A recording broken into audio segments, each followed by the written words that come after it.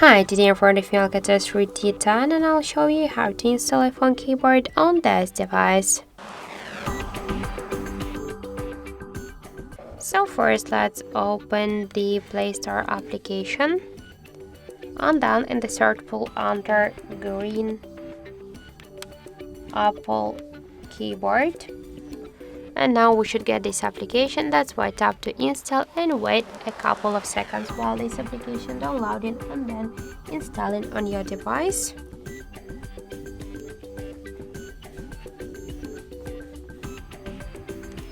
After that, just tap to open the application and click enable in settings.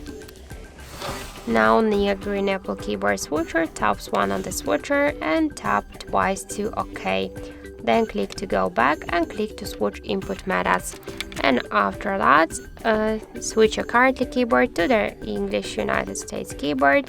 Now the process is finished, so let's use, for example, the search to see the new look of our keyboard, and we can see that this keyboard is so close to the iPhone one as the all of the emojis. So that's it, thank you for watching, and if you find this video helpful, don't forget to leave a like, comment and to subscribe our channel.